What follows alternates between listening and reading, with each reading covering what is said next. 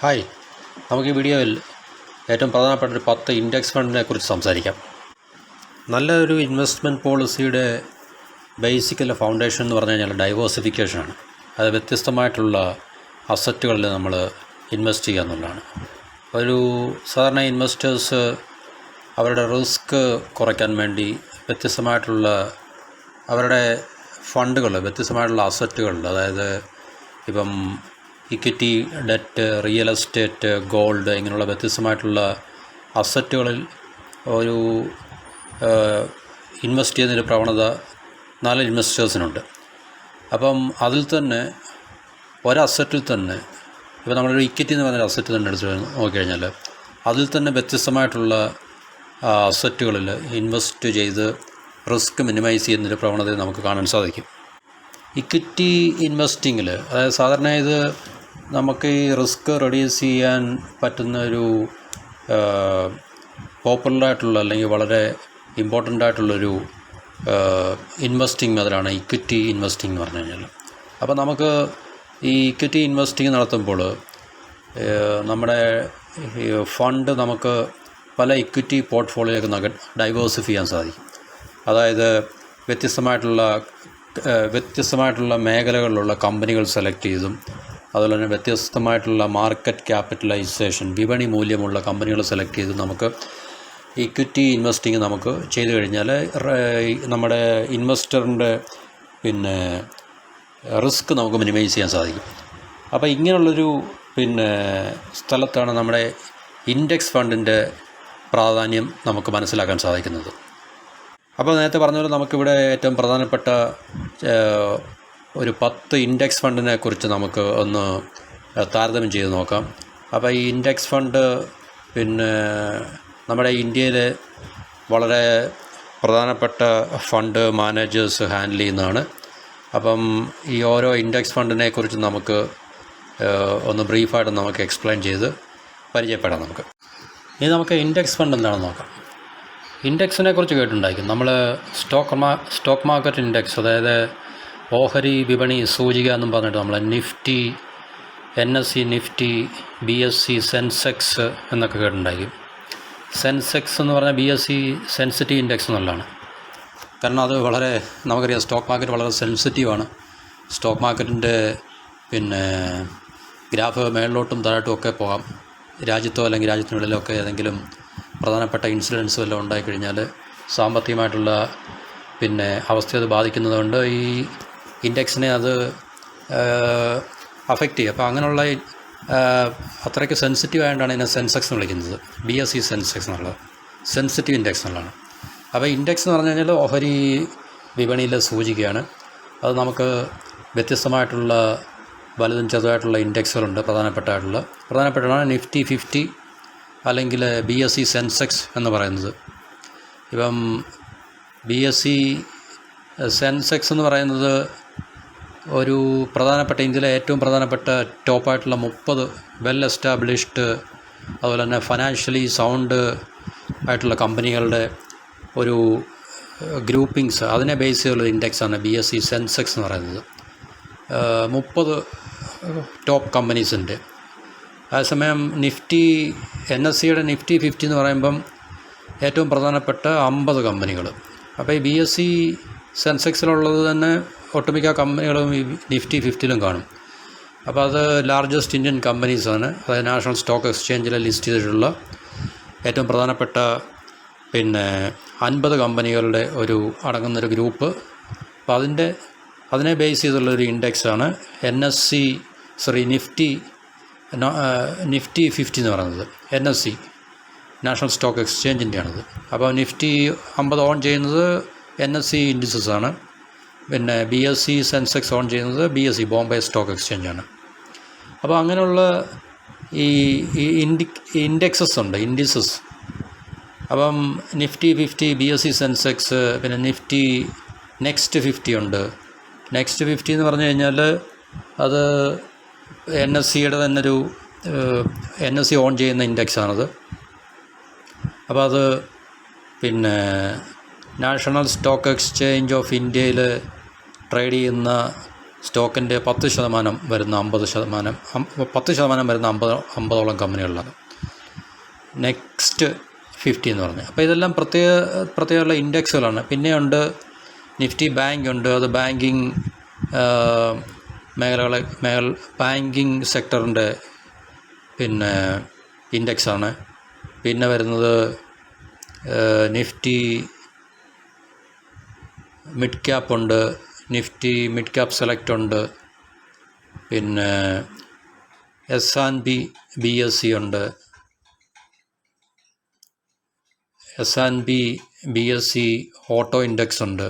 ഇങ്ങനെ വ്യത്യസ്തമായിട്ടുള്ള ഇൻഡെക്സുകൾ നമ്മുടെ സ്റ്റോക്ക് മാർക്കറ്റുമായിട്ട് ബന്ധപ്പെട്ടുണ്ട്.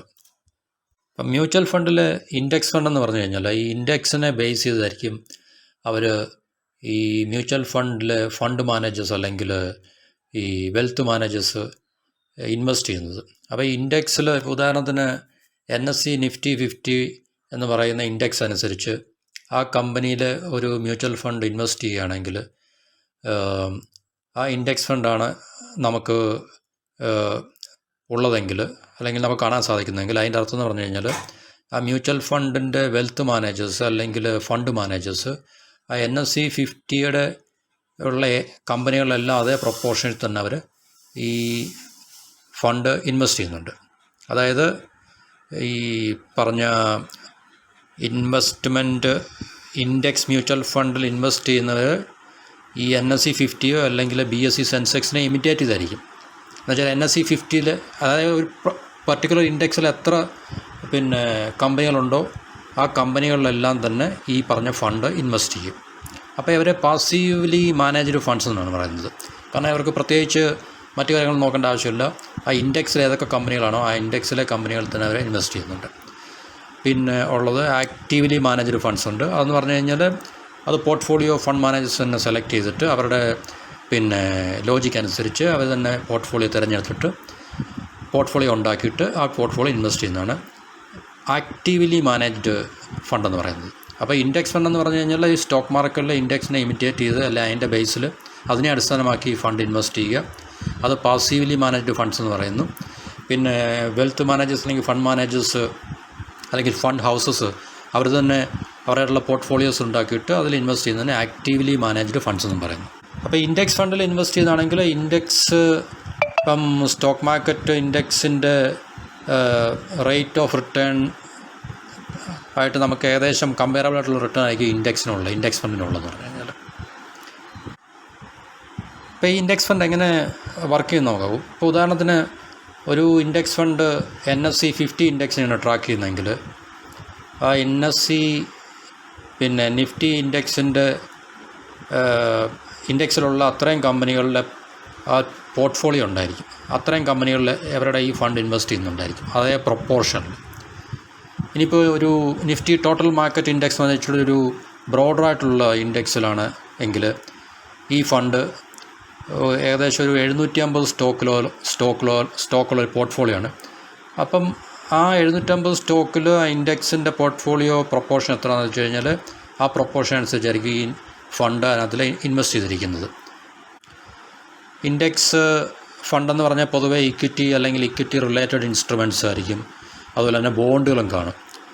പിന്നെ അപ്പോൾ ഇതിൻ്റെ ഒരു പ്രത്യേകത എന്ന് പറഞ്ഞു കഴിഞ്ഞാൽ ഇൻഡെക്സ് ഫണ്ട് എപ്പോഴും നമുക്ക് ഉറപ്പ് വരുത്തുന്ന ഒരു കാര്യമെന്ന് പറഞ്ഞു കഴിഞ്ഞാൽ ഈ ഇൻഡെക്സ് ട്രാക്ക് ചെയ്യുന്ന അല്ലെങ്കിൽ ആ ഇൻഡെക്സിലുള്ള പോർട്ട്ഫോളിയോ സ്റ്റോക്സ് ഏതാണോ അതിനകത്തിലെല്ലാം ആ കമ്പനികളിലെല്ലാം സെക്യൂരിറ്റീസിൽ ഈ ഫണ്ട് മാനേജേഴ്സ് അതിൻ്റെ പ്രൊപ്പോർഷൻ അനുസരിച്ച് അവർ ഇൻവെസ്റ്റ് ചെയ്തിട്ടുണ്ട്. ആക്റ്റീവ്ലി മാനേജ്ഡ് മ്യൂച്വൽ ഫണ്ടിൻ്റെ കാര്യം ഞാൻ പറഞ്ഞു. അവർ പിന്നെ എപ്പോഴും ഈ ഇൻഡെക്സിന് വെളിയിലുള്ള അവരുടെ എക്സ്ക്ലൂസീവായിട്ടുള്ള പോർട്ട്ഫോളിയോ ഉണ്ടാക്കിയിട്ട് അതിലാണ് ഫണ്ട് ഇൻവെസ്റ്റ് ചെയ്യുന്നത്. അപ്പം ഈ സാധാരണയായിട്ട് ഏറ്റവും കൂടുതൽ റിട്ടേൺ പിന്നെ സ്കോർ ചെയ്യാൻ സാധ്യതയുള്ള ആക്റ്റീവ്ലി മാനേജ്ഡ് മ്യൂച്വൽ ഫണ്ട്സാണ്. കാരണം അതെപ്പോഴും നമ്മുടെ ബെഞ്ച് മാർക്കിനെ ഔട്ട് പെർഫോം ചെയ്യുന്നവർ കാണുന്നുണ്ട്. പിന്നെ പാസീവ്ലി മാനേജ്ഡ് ഫണ്ട് എന്ന് പറഞ്ഞാൽ ഇൻഡെക്സ് ബേസ്ഡ് ഫണ്ടാണ്. അപ്പോൾ അത് ഇൻഡെക്സിലുള്ള സ്റ്റോക്കിൻ്റെ പ്രൊപ്പോർഷനിൽ മാത്രമേ ഈ ഫണ്ട് ഹൗസസ് അല്ലെങ്കിൽ വെൽത്ത് മാനേജേഴ്സ് ഇൻവെസ്റ്റ് ചെയ്യുന്നുള്ളൂ. അപ്പോൾ പറഞ്ഞ ഈ ഇൻഡെക്സ് ഓഫർ ചെയ്യുന്ന പിന്നെ റേറ്റിൽ ഏകദേശം മോറോലെസ് അടുത്തൊക്കെ തന്നെ ആയിരിക്കും ഇൻഡെക്സ് ഫണ്ടിനും സ്കോർ ചെയ്യാൻ സാധിക്കുന്നത്, അച്ചീവ് ചെയ്യാൻ സാധിക്കുന്നത്. അതുകൊണ്ട് പ്രഡിക്റ്റബിളായിട്ടുള്ള റിട്ടേൺ വലിയ റിസ്ക് എടുക്കാൻ താല്പര്യമില്ലാത്ത ഇൻവെസ്റ്റേഴ്സിന് ഈ ഇൻഡെക്സ് ഫണ്ടിൽ ഇൻവെസ്റ്റ് ചെയ്യാൻ വേണമെങ്കിൽ ഒരു ചോയ്സായിട്ട് അവർക്ക് ഇൻഡെക്സ് ഫണ്ടിനെ ചൂസ് ചെയ്യാം അവർക്ക്. കാരണം വലിയ റിസ്ക്കൊന്നുമില്ല. നമുക്കൊരു ഇൻഡെക്സ്, ഇപ്പോൾ ഉദാഹരണത്തിന് നിഫ്റ്റി 50 ഇൻഡെക്സ് നമുക്ക് കണ്ടു കഴിഞ്ഞാൽ ആ ഫണ്ടിനകത്തിൽ തീർച്ചയായിട്ടും സ്റ്റോക്ക് മാർക്കറ്റ് നിഫ്റ്റി 50 ഏതൊക്കെ കമ്പനികളുണ്ടോ ഈ ഫണ്ട് ഇൻവെസ്റ്റർ ആ കമ്പനികളുടെ എല്ലാം സ്റ്റോക്കിൽ അല്ലെങ്കിൽ സെക്യൂരിറ്റീസിൽ അതേ പ്രൊപ്പോർഷനിൽ ഇൻവെസ്റ്റ് ചെയ്തിട്ടുണ്ടെന്നുള്ള കാര്യം നമുക്ക് പ്രഡിക്റ്റ് ചെയ്യാൻ സാധിക്കും, നമുക്കറിയാൻ പറ്റും. അപ്പോൾ ഇനി നമ്മൾ ഈ പ്രധാനപ്പെട്ട 10 ഫണ്ടുകൾ ഏതൊക്കെയാണെന്ന് നോക്കുന്നതിന് മുമ്പ്, ഈ ഇൻഡെക്സ് ഫണ്ടിൽ ഇൻവെസ്റ്റ് ചെയ്യുന്നതിന് മുമ്പ് നമ്മൾ പ്രധാനമായിട്ടും ശ്രദ്ധിക്കേണ്ട ചില ഫാക്ടേഴ്സ് അല്ലെങ്കിൽ ഘടകങ്ങൾ എന്താണെന്ന് നമുക്ക് നോക്കാം. ഒന്ന് പ്രധാനപ്പെട്ടത് റിസ്ക് ആൻഡ് റിട്ടേൺസ് എന്ന് പറയും. റിസ്ക്കും റിട്ടേണും നമ്മൾ കേട്ടിട്ടുണ്ടായിരിക്കാം. അപ്പം ഈ ഇൻഡെക്സ് ഫണ്ടിനെ കുറിച്ച് നമ്മൾ പറഞ്ഞത് പാസീവ്ലി മാനേജ്ഡ് ഫണ്ട് എന്നാണ് പറയുന്നത്. കാരണം അത് ഇൻഡെക്സിനെ ബേസ് ചെയ്താണ്. അപ്പോൾ അങ്ങനെ ആയതുകൊണ്ട് ഈ പറഞ്ഞ ഇൻഡെക്സ് ഫണ്ട് വളരെ കുറച്ച് ചാഞ്ചാട്ടവേ, അതായത് ലെസ് വോളറ്റൈലായിരിക്കും. ആക്റ്റീവ്ലി മാനേജ്ഡ് ഇക്വിറ്റി ഫണ്ടിനേക്കാളിലും ലെസ് വോളറ്റൈലായിരിക്കും. കാരണം ഇത് നമുക്കെപ്പോഴും ഈ സ്റ്റോക്ക് മാർക്കറ്റ് ഇൻഡെക്സിൻ്റെ ഒരു പെർഫോമൻസിനെ നമുക്ക് മനസ്സിലാക്കാൻ സാധിക്കുമെങ്കിലും ഈ പാസീവ്ലി മാനേജ്ഡ് ഫണ്ടായിട്ടുള്ള ഇൻഡെക്സ് ഫണ്ടിൻ്റെ പെർഫോമൻസ് നമുക്കറിയാൻ സാധിക്കും. ഇനിയും സ്റ്റോക്ക് മാർക്കറ്റ് വളരെ നല്ല രീതിയിൽ മുമ്പോട്ട് പോയിക്കൊണ്ടിരിക്കുന്ന സമയങ്ങളിൽ ഈ ഇൻഡെക്സ് ഫണ്ടിൽ നിന്നുള്ള റിട്ടേണും വളരെ മെച്ചപ്പെട്ടതായിരിക്കും. അതേസമയം മറിച്ചാണെങ്കിൽ തീർച്ചയായിട്ടും ഈ ഇൻഡെക്സ് ഫണ്ടിൽ നിന്നുള്ള റിട്ടേൺ വളരെ മോശമാകാനുള്ള സാധ്യതയുണ്ട്. അപ്പോൾ നമുക്ക് ഈ മാർക്കറ്റ് വളരെ മോശമായിരിക്കുന്ന സന്ദർഭങ്ങളിൽ ആക്റ്റീവ്ലി മാനേജ്ഡ് ഫണ്ട്സിലേക്ക് സ്വിച്ച് ചെയ്യാൻ പറ്റുമെങ്കിൽ അങ്ങനെ സ്വിച്ച് ചെയ്യുന്ന ഒരു സൗകര്യം നമുക്ക് ഉണ്ടാക്കിയെടുക്കാൻ സാധിക്കും നമുക്ക്. പക്ഷേ എപ്പോഴും നമുക്കൊരു ഐഡിയലായിട്ടുള്ള കണ്ടീഷൻ എന്ന് പറഞ്ഞു കഴിഞ്ഞാൽ നമ്മളുടെ ഇൻവെസ്റ്റബിൾ ഫണ്ട്, അതായത് നമുക്ക് ഇൻവെസ്റ്റ് ചെയ്യാൻ നമ്മുടെ കൈവശമുള്ള ഫണ്ട് കുറച്ച് ഇൻഡെക്സ് ഫണ്ടിലും കുറച്ച് ആക്റ്റീവ്ലി മാനേജ്ഡ് ഫണ്ട്സിലും ഇക്വിറ്റി ഫണ്ട്സിലും നമ്മൾ ഇൻവെസ്റ്റ് ചെയ്യുന്നതായിരിക്കും എപ്പോഴും ഒരു സജഷൻ എന്ന് പറഞ്ഞു കഴിഞ്ഞാൽ. അതുപോലെ തന്നെ ഈ ഇൻഡെക്സ് ഫണ്ട് എപ്പോഴും നമ്മൾ പറഞ്ഞിട്ടുണ്ട് ഈ സ്റ്റോക്ക് മാർക്കറ്റ് ഇൻഡെക്സിൻ്റെ പെർഫോമൻസിനെ ഇമിറ്റേറ്റ് ചെയ്യാൻ, അതായത് അതിനെ ബേസ് ചെയ്തിരിക്കും അതിൻ്റെ പെർഫോമൻസ് എപ്പോഴും. അപ്പോൾ അതുകൊണ്ട് തന്നെ ഈ റിട്ടേൺസ് ഈ ഇൻഡെക്സുമായിട്ട് വളരെ സാമ്യമുള്ളതായിരിക്കും. അപ്പം എപ്പോഴും നമ്മൾ ഇങ്ങനൊരു സന്ദർഭത്തിൽ അല്ലെങ്കിൽ ഇതുപോലൊരു അവസ്ഥയിൽ നമ്മൾ ശ്രദ്ധിക്കേണ്ട മറ്റൊരു കാര്യം എന്ന് പറഞ്ഞു കഴിഞ്ഞാൽ ട്രാക്കിംഗ് എറർ എന്ന് പറയും. അപ്പോൾ ഇതിനു മുമ്പത്തെ വീഡിയോയിൽ ഞാൻ ട്രാക്കിംഗ് എററിനെ കുറിച്ച് പറഞ്ഞാണ്. അത് നമ്മുടെ ഈ ഒരു പർട്ടിക്കുലർ ഫണ്ട് ഇൻഡെക്സുമായിട്ട് ഉള്ള ഒരു ഡീവിയേഷനാണ് ട്രാക്കിംഗ് എറർ എന്ന് പറഞ്ഞു കഴിഞ്ഞാൽ. അപ്പോൾ അതുകൊണ്ട് ഇൻഡെക്സ് ഫണ്ടിൽ നമ്മൾ ഇൻവെസ്റ്റ് ചെയ്യുന്നതിന് മുമ്പ് ഈ ട്രാക്കിംഗ് എറർ ഏറ്റവും കുറവുള്ള ഇൻഡെക്സ് ഫണ്ടിൽ നിക്ഷേപിക്കുന്നതിൽ താല്പര്യമെടുക്കുന്നതായിരിക്കും വളരെ നല്ലതെന്ന് പറഞ്ഞു കഴിഞ്ഞാൽ. അപ്പോൾ ഒന്നാമത്തെ ഫാക്ടർ എന്ന് പറഞ്ഞാൽ റിസ്ക് റിട്ടേൺ, അതിനകത്ത് ഏറ്റവും ഏതാണ് ട്രാക്കിംഗ് എറർ എന്നുള്ളൊരു ഫാക്ടർ എന്ന് പറഞ്ഞാൽ. ഇൻഡെക്സ് ഫണ്ടിൽ ഇൻവെസ്റ്റ് ചെയ്യുന്നതിന് മുമ്പേ ട്രാക്കിംഗ് എറർ ഏറ്റവും കുറവുള്ള ഇൻഡെക്സ് ഫണ്ടിൽ ഇൻവെസ്റ്റ് ചെയ്യുന്നതായിരിക്കും നമുക്ക് റിട്ടേൺ കൂടുതൽ കിട്ടാൻ സാധ്യതയുള്ളതെന്ന് പറഞ്ഞാൽ. പിന്നെ രണ്ടാമത്തെ ഒരു പ്രധാനപ്പെട്ട ഫാക്ടർ എന്ന് പറഞ്ഞാൽ എക്സ്പെൻസ് റേഷ്യോ ആണ്. എക്സ്പെൻസ് റേഷ്യോയും കഴിഞ്ഞ വീഡിയോയ്ക്കകത്തിൽ പറഞ്ഞിട്ടുള്ളതാണ്. അത് നമ്മുടെ ടോട്ടൽ അസറ്റ്സിൻ്റെ, അതായത് നമ്മുടെ ടോട്ടൽ ഈ നമ്മൾ ഇൻവെസ്റ്റ് ചെയ്യുന്ന ഫണ്ടിൻ്റെ അല്ലെങ്കിൽ ടോട്ടൽ അസറ്റിൻ്റെ ഒരു ഫ്രാക്ഷൻ, ഒരു സ്മോൾ പെർസെൻറ്റേജ് എപ്പോഴും അസറ്റ് മാനേജ്മെൻറ്റ് കമ്പനി ചാർജ് ചെയ്യാറുണ്ട്. അവരുടെ മാനേജ്മെൻറ്റ് സർവീസ് എന്ന് പറഞ്ഞാൽ അഡ്മിനിസ്ട്രേഷൻ സർവീസ് എന്ന് പറഞ്ഞു, അതാണ് എക്സ്പെൻസ് റേഷ്യോ എന്ന് പറഞ്ഞു കഴിഞ്ഞാൽ. അപ്പോൾ എല്ലാ ഇൻഡെക്സ് ഫണ്ടിൻ്റെയും ഏറ്റവും പ്രധാനപ്പെട്ട ഒരു അട്രാക്റ്റീവ് പാർട്ടെന്ന് പറഞ്ഞു കഴിഞ്ഞാൽ ഏറ്റവും കുറവ് എക്സ്പെൻസ് റേഷ്യോ ഉള്ള ഫണ്ടായിരിക്കും നമുക്ക് ഇൻവെസ്റ്റ് ചെയ്യാൻ നമുക്ക് പ്രിഫറബിളായിട്ടുള്ളതെന്ന് പറഞ്ഞാൽ. അപ്പം പാസീവ്ലി മാനേജ്ഡ് ഫണ്ട് അല്ലെങ്കിൽ ഇൻഡെക്സ് ഫണ്ടിൽ നമുക്ക് പ്രത്യേകിച്ച് വലിയ ഇൻവെസ്റ്റ്മെൻറ്റ് സ്ട്രാറ്റജിയുടെ അല്ല അതിനെക്കുറിച്ച് കൂടുതൽ റിസർച്ച് ചെയ്യേണ്ടതൊന്നും ആവശ്യമില്ല. നമുക്ക് നല്ല സ്റ്റോക്കുകൾ കണ്ടുപിടിക്കാൻ നമ്മുടേതായിട്ടുള്ള എഫേർട്ടുകളൊന്നും ചെയ്യേണ്ട ആവശ്യമൊന്നുമില്ല. അപ്പോൾ അതുകൊണ്ട് ഈ പറഞ്ഞ ഫണ്ട് മാനേജ്മെൻറ്റ് കോസ്റ്റ് നമ്മളെടുത്ത് വെച്ച് നോക്കുമ്പോൾ എക്സ്പെൻസ് റേഷ്യോ ഏറ്റവും കുറവുള്ള ഫണ്ട് ഇൻഡെക്സ് ഫണ്ട് സെലക്ട് ചെയ്യുന്നതായിരിക്കും ഒരു ആവറേജ് ഇൻവെസ്റ്ററിനെ സംബന്ധിച്ച് ബെനഫിഷ്യൽ എന്ന് പറഞ്ഞു കഴിഞ്ഞാൽ. പിന്നെ മൂന്നാമത്തെ പോയിൻ്റ് എന്ന് പറഞ്ഞു കഴിഞ്ഞാൽ നമ്മൾ നമ്മുടെ ഇൻവെസ്റ്റ്മെൻറ്റ് പ്ലാൻ അനുസരിച്ച് ഇൻവെസ്റ്റ് ചെയ്യുക എന്നുള്ളതാണ്. ഒരു 7 വർഷം അല്ലെങ്കിൽ അത് കൂടുതലൊക്കെ നമ്മുടെ ഇൻവെസ്റ്റ്മെൻറ്റ് ഹോൾഡ് ചെയ്യണമെന്ന് ആഗ്രഹമുള്ളൊരു ഇൻവെസ്റ്ററെ സംബന്ധിച്ച് ഇൻഡെക്സ് ഫണ്ട് നമുക്ക് റെക്കമെൻഡ് ചെയ്യാവുന്നതാണ്. സാധാരണയായിട്ടുള്ള ഒബ്സർവേഷനിൽ കൂടെ നമുക്ക് മനസ്സിലാക്കാൻ പറ്റുന്നത് ഈ ഇൻഡെക്സ് ഫണ്ട് ഷോർട്ട് ടൈമിൽ വളരെയധികം ഫ്ലക്ച്വേഷൻസ് നേരിടുന്നൊരു പ്രവണത ഉണ്ടാകുന്നുണ്ട്. പക്ഷേ ലോങ് ടൈമിൽ ഫ്ലക്ച്വേഷൻസ് എല്ലാം ആവറേജ് ഔട്ട് ചെയ്യുന്നുണ്ട്. അപ്പോൾ അതുകൊണ്ട് 7 വർഷം മുതൽ മുമ്പോട്ടുള്ള ഇൻവെസ്റ്റ്മെൻറ്റ് കാലയളവ് തിരഞ്ഞെടുക്കുന്ന ഒരു ഇൻവെസ്റ്ററെ സംബന്ധിച്ച് ലോങ് ടൈമിലേക്ക് ഇൻഡെക്സ് ഫണ്ട് വളരെ പ്രിഫറബിൾ ആണെന്നാണ് പൊതുവെയുള്ള ഒബ്സർവേഷൻ എന്ന് പറഞ്ഞു കഴിഞ്ഞാൽ.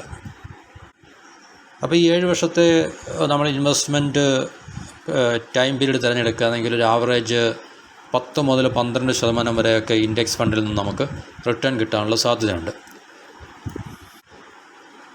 അപ്പോൾ നമുക്ക് ഈ ഇൻഡെക്സ് ഫണ്ട് ഒരു ലോങ് ടൈം, ഒരു ദീർഘകാലത്തേക്ക് നമുക്ക് തിരഞ്ഞെടുത്തിട്ട് എത്ര കാലം വേണമെങ്കിലും നമുക്കതിനകത്തിൽ ഹോൾഡ് ചെയ്യാം. അപ്പം നിങ്ങൾക്ക് അതിനനുസരിച്ച് പ്രൊപ്പോർഷണലായിട്ടുള്ള ഇൻഡെക്സ്, സ്റ്റോക്ക് മാർക്കറ്റ് ഇൻഡെക്സിൽ ഉണ്ടാകുന്ന വളർച്ചയനുസരിച്ച് നമുക്ക് ഈ ഫണ്ടിലും ലോങ് ടൈമിൽ നമുക്ക് ഒരു ബെറ്ററായിട്ടുള്ള റിട്ടേൺ പ്രതീക്ഷിച്ചുകൊണ്ട് നമുക്ക് മുന്നോട്ട് പോകാവുന്നതാണ്. പിന്നുള്ള അടുത്ത ഫാക്ടർ അല്ലെങ്കിൽ ഏറ്റവും പ്രധാനപ്പെട്ട ഘടകം എന്ന് വെച്ചാൽ ടാക്സാണ്. അതായത് ഈ ഇക്വിറ്റി ഫണ്ട് ആയതുകൊണ്ട് ഇൻഡെക്സ് ഫണ്ട്സ് ഡിവിഡൻഡ് ഡിസ്ട്രിബ്യൂഷൻ ടാക്സും ക്യാപിറ്റൽ ഗെയിൻസ് ടാക്സും ഉണ്ടാകാനുള്ള സാഹചര്യമുണ്ട്.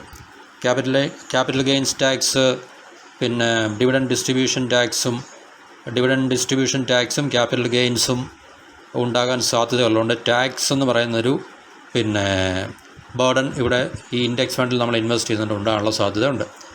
ഡിവിഡൻഡ് ഡിസ്ട്രിബ്യൂഷൻ ടാക്സ് എന്ന് പറഞ്ഞു കഴിഞ്ഞാൽ ഏതെങ്കിലും ഒരു ഫണ്ട് ഹൗസ് ഡിവിഡൻഡ് ഡിസ്ട്രിബ്യൂട്ട് ചെയ്യുകയാണെങ്കിൽ ഒരു 10%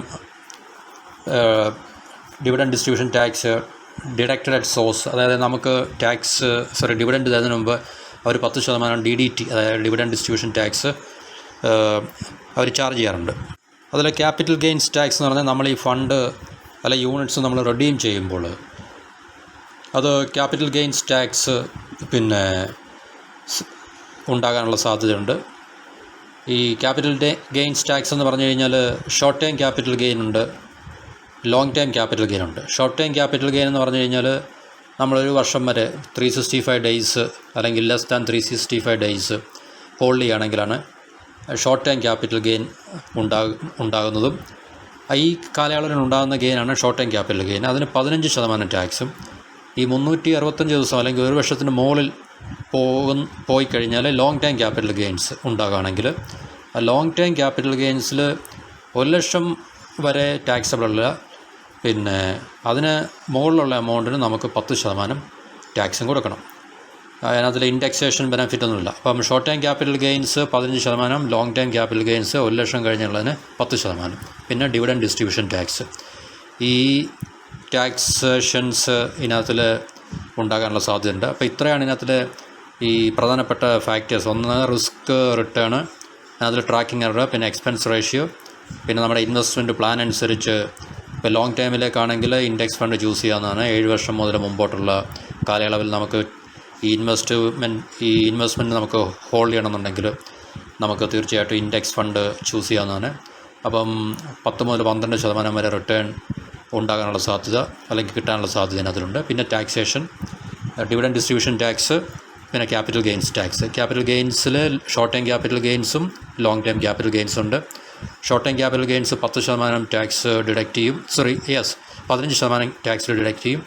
ലോങ് ടൈം ക്യാപിറ്റൽ ഗെയിൻ ഉണ്ടെങ്കിൽ 1 ലക്ഷം രൂപ എക്സംപ്റ്റ് ആയിട്ടുള്ള പിന്നീടുള്ളതിന് 10% വെച്ചുള്ള ടാക്സേഷനും ഉണ്ടായിരിക്കുന്നതാണ്. അപ്പോൾ ഇത്രയും ഫാക്ടേഴ്സ് നമ്മൾ കണക്കിലെടുക്കുന്നതാണ്. അപ്പോൾ ഇനി നമുക്കിതിനകത്തിൽ പ്രധാനപ്പെട്ട ഈ 10 ഇൻഡെക്സ് ഫണ്ട് ഏതൊക്കെയാണെന്ന് നോക്കാം. ഏറ്റവും ഒന്നാമത്തെ റാങ്കിങ്ങിലുള്ളതാണ് UTI നിഫ്റ്റി 50 ഇൻഡെക്സ് ഫണ്ട്. അപ്പോൾ ഈ നിഫ്റ്റി 50 ഇൻഡെക്സ് എന്ന് പറയുമ്പോൾ തന്നെ അറിയാം, നിഫ്റ്റി 50യെ ട്രാക്ക് ചെയ്യുന്നതാണ്. ഇത് UTIയുടെയാണ്, ഫണ്ട് ഹൗസ് UTI ആണ്. അവരുടെ മൊത്തം AUM അസറ്റ് അണ്ടർ മാനേജ്മെൻറ്റ് എന്ന് പറഞ്ഞാൽ 15,648.55 കോടി. എക്സ്പെൻസ് റേഷ്യോ 0.21 ആണ്. 0.21% എക്സ്പെൻസ് റേഷ്യോ എന്ന് പറഞ്ഞു കഴിഞ്ഞാൽ. രണ്ടാമത്തെ HDFC index fund Nifty 50 plan. ഇതും നിഫ്റ്റി 50യെ ബേസ് ചെയ്തിട്ടുള്ള HDFC ഫണ്ട് ഹൗസ് HDFC ആണ്. അവരുടെ asset under management 12,613.86. Expense ratio 0.20. മൂന്നാമത്തെ ICICI പ്രൊഡൻഷ്യൽ, അത് നിഫ്റ്റി 50 ആണ്. അവർ മാനേജ് ചെയ്യുന്ന ഫണ്ട് 6,954.57 കോടി. എക്സ്പെൻസ് റേഷ്യോ 0.17, കുറവാണ് എക്സ്പെൻസ് റേഷ്യോ. പിന്നെ വരുന്ന SBI നിഫ്റ്റി ഇൻഡെക്സ് ഫണ്ടാണ്, 6,493.78 കോടി. പിന്നെ എക്സ്പെൻസ് റേഷ്യോ 0.18% ആണ്. HDFC index fund S&P BSE, അത് BSEയുടെ ഒരു ബോംബെ സ്റ്റോക്ക് എക്സ്ചേഞ്ച് സെൻസെക്സിനെ ബേസ് ചെയ്തിട്ടുള്ളത് S&P BSE സെൻസെക്സ് ഇൻഡെക്സാണത്. 6,474.45 കോടി രൂപയാണ് അവരുടെ ടോട്ടൽ അസറ്റ് അണ്ടർ മാനേജ്മെൻറ്റ്. 0.30% ആണ് ഈ എക്സ്പെൻസ് റേഷ്യോ എന്ന് പറഞ്ഞു കഴിഞ്ഞാൽ. പിന്നെ UTIയുടെ വീണ്ടും ഒരു Nifty 200 momentum 30 index fund. Nifty 200 പറഞ്ഞ മറ്റൊരു നിഫ്റ്റിയുടെ ഇൻഡെക്സാണത്. അപ്പോൾ അവരുടെ അസറ്റിൻ്റെ മാനേജ്മെൻറ്റ് 4,512.99. എക്സ്പെൻസ് റേഷ്യോ നോക്കുകയാണെങ്കിൽ 0.46 എന്ന് നമുക്ക് കാണാൻ പറ്റും. പിന്നെ ICICIയുടെ പ്രൊഡൻഷ്യൽ നിഫ്റ്റി നെക്സ്റ്റ് 50 ആണത്. നിഫ്റ്റി 50 അല്ല, നിഫ്റ്റി നെക്സ്റ്റ് 50, അത് മറ്റൊരു ഇൻഡെക്സാണ് NSE നിഫ്റ്റിയുടെ. അപ്പോൾ അവരുടെ അസറ്റ് അണ്ടർ മാനേജ്മെൻറ്റ് 3,884.57 കോടി. എക്സ്പെൻസ് റേഷ്യോ 0.66 ആണ്, പെർസെൻറ്റേജ് ആണ്. അപ്പോൾ ഇത്രയാണ് ഈ ഫണ്ട് ഹൗസ് നമ്മൾ ചാർജ് ചെയ്യുന്നത് നമ്മൾ ഇൻവെസ്റ്റ് ചെയ്യുമ്പോൾ എക്സ്പെൻസ് റേഷ്യോ ഈ കാണിച്ചിരിക്കുന്ന പെർസെൻറ്റേജിൽ അവർ നമ്മളുടെ കയ്യിൽ നിന്നും ചാർജ് ചെയ്യുന്നതാണ് ഈ 0.66%. പിന്നെ Motilal Oswald S&P 500 index fund, അത് വേറൊരു ഇൻഡെക്സാണ്. 3,172.93, 0.56% ആണ് എക്സ്പെൻസ് റേഷ്യോ. പിന്നെ UTIയുടെ വീണ്ടും നിഫ്റ്റി നെക്സ്റ്റ് 50 ആണ്. UTIയുടെ ആദ്യത്തെ നിഫ്റ്റി 50, രണ്ടാമത്തെ നിഫ്റ്റി 200, ഇത് നിഫ്റ്റി നെക്സ്റ്റ് 50 ആണ്. 3,384.94, എക്സ്പെൻസ് റേഷ്യോ 0.35. പിന്നെ Navi Nifty 50 index fund direct plan, അവരുടെ അസറ്റ് അണ്ടർ മാനേജ്മെൻറ്റ് 1,529.14. പിന്നെ എക്സ്പെൻസ് റേഷ്യോ 0.06 ആണ്. അപ്പോൾ ഈ അവസാനം പറഞ്ഞിരിക്കുന്ന 10ാമത്തെ ഫണ്ട് ആണ് നവി നിഫ്റ്റി 50 ഇൻഡെക്സാണ്. അത് നിഫ്റ്റി 50 ആണത്, NSEയുടെ പ്രൈമറി ഇൻഡെക്സാണത്. പക്ഷേ അവരുടെ എക്സ്പെൻസ് റേഷ്യോ വളരെ കുറവാണ്, 0.06. അപ്പം ഇൻവെസ്റ്റ് ചെയ്യാൻ താല്പര്യമുള്ള ഒരാൾക്ക് പിന്നെ എക്സ്പെൻസ് റേഷ്യോ ഇപ്പം നിഫ്റ്റി 50 മറ്റു ഫണ്ട് ഏതാണ്, ആദ്യത്തെ UTI ഉണ്ട്, അവരുടെ എക്സ്പെൻസ് റേഷ്യോ 0.21 ആണ്. പിന്നെ ICICIയുടെ മൂന്നാമത്തെ നിഫ്റ്റി 50 ഉണ്ട്, അവരുടെ 0.17% ആണ്. പിന്നുള്ളത് നിഫ്റ്റി 50 അവസാനത്തെ 0.06. അപ്പോൾ ഈ നിഫ്റ്റി 50 ട്രാക്ക് ചെയ്യുന്നതാണ് ഈ പറഞ്ഞ 3 ഫണ്ടുകളും. പക്ഷേ എക്സ്പെൻസ് റേഷ്യോ വെച്ച് നോക്കുമ്പോൾ ഏറ്റവും അവസാനത്തെ നവി നിഫ്റ്റി 50ക്കാണ് എക്സ്പെൻസ് റേഷ്യോ കുറവുള്ളത്. അപ്പോൾ തീർച്ചയായിട്ടും എക്സ്പെൻസ് റേഷ്യോ കുറവുള്ള പിന്നെ ഫണ്ട് നമുക്ക് ചൂസ് ചെയ്യണമെങ്കിൽ ഈ പറഞ്ഞ നവി നിഫ്റ്റി 50 പോലുള്ള ഫണ്ടുകൾ നമുക്ക് ചൂസ് ചെയ്യാവുന്നതാണ്. അപ്പോൾ ഇത്രയാണ് പ്രധാനപ്പെട്ട 10 ഇൻഡെക്സ് ഫണ്ടുകൾ നമുക്ക് ഇന്ത്യയിൽ ലേറ്റസ്റ്റ് ആയിട്ട് അവൈലബിൾ ഉള്ളത്. അപ്പം ഈ ഇത്രയും ഫണ്ടുകൾ തീർച്ചയായിട്ടും ഇൻവെസ്റ്റേഴ്സിന് ഒരു കമ്പാരറ്റീവ് സ്റ്റഡി നടത്തിയിട്ട് അവർക്ക് അവരുടെ ഇൻവെസ്റ്റ്മെൻറ്റ് പോർട്ട്ഫോളിയോയിലേക്ക് ആഡ് ചെയ്യാവുന്നതാണ്. അപ്പം ഇത്രയും ആണ് ഈ വീഡിയോയിൽ പറയാനുള്ളത്. നിങ്ങൾ വീഡിയോ കാണുക, ചാനൽ സബ്സ്ക്രൈബ് ചെയ്യുക, വീഡിയോ ലൈക്ക് ചെയ്യുക, നിങ്ങൾ മറ്റുള്ളവരുമായി ഈ വീഡിയോ പങ്കിടുക. എല്ലാവർക്കും അടുത്ത വീഡിയോയിൽ കാണുന്നവരെ നന്ദി, നമസ്കാരം.